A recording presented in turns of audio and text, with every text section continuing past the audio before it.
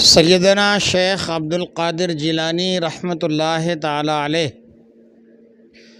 اپنی کتاب غنیۃ الطالبین کے اندر نقل فرماتے ہیں یہ حدیث پاک، جس میں پیارے آقا علیہ الصلاۃ والسلام نے ارشاد فرمایا کہ جس کی بیوی نہ ہو وہ فقیر ہے، وہ فقیر ہے، فقیر ہے۔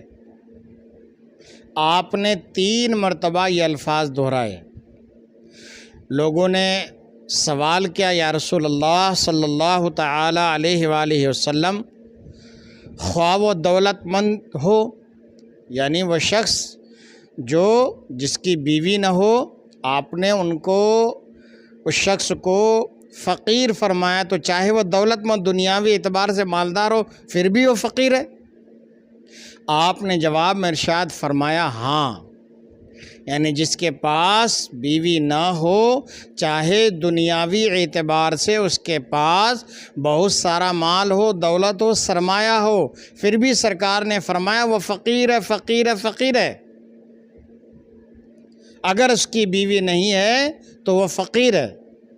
اس کے بعد پھر ارشاد فرمایا جو عورت شوہر نہیں رکھتی وہ مسکینہ ہے، مسکینہ ہے، مسکینہ ہے۔ یہ الفاظ بھی آپ نے 3 مرتبہ دہرائے۔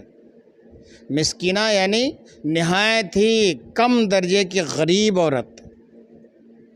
فرمایا جو عورت بھی اپنا شوہر نہیں رکھتی ہے وہ نہایت کم درجے کی غریب ہے۔ ایک تو غریب ہے، غریبوں بھی کم درجے کی جو غریب ہوتی ہے وہ عورتیں۔ فرمایا جو عورت شوہر نہیں رکھتی، نکاح کرنے کے بعد شوہر جس کے پاس نہیں ہے، وہ بالکل غریب، انتہائی غریب درجے کی وہ غریب ہے۔ لوگوں نے عرض کیا یا رسول اللہ، خواہ وہ مالدار کیوں نہ ہو؟ فرمایا، آپ نے ارشاد فرمایا سرکار علیہ الصلاۃ والسلام نے، خواہ وہ مالدار ہو مگر شوہر کے بغیر وہ مسکینہ ہے، غریب ہے۔ معلوم ہوا کہ مرد کو بھی چاہیے کہ وہ اللہ نے ان کو توفیق دی ہے، اتنا مال دیا ہے، تو وہ نکاح ضرور کریں، کہ نکاح کے بہت سارے فوائد ہیں۔ ایک حدیث پاک میں تو فرمایا گیا کہ نکاح آدھا ایمان ہے، نظروں کی حفاظت کا ذریعہ ہے یہ نکاح۔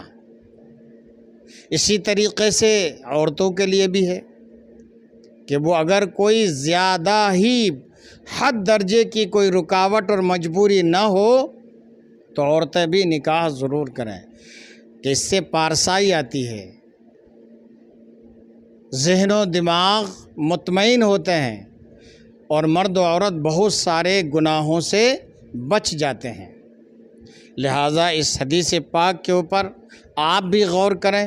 ہمارے خاص طور پر نوجوان بھائی اس حدیث پاک پر، سرکار علیہ الصلاۃ والسلام کے اس پیغام پر غور و فکر کریں۔ اس حدیث پاک کو آپ خوب شیئر کریں، اور اگر آپ ہمارے اس چینل پر عبداللہ نعیمی آفیشیل چینل پر اگر آپ نئے ہیں تو آپ ہمارے اس چینل کو برائے مہربانی سبسکرائب بھی کریں، لائک بھی کریں، فالو بھی کریں، اور اپنے دوسرے نوجوان بھائیوں تک سرکار علیہ الصلاۃ والسلام کا یہ پیغام خوب پہنچائیں۔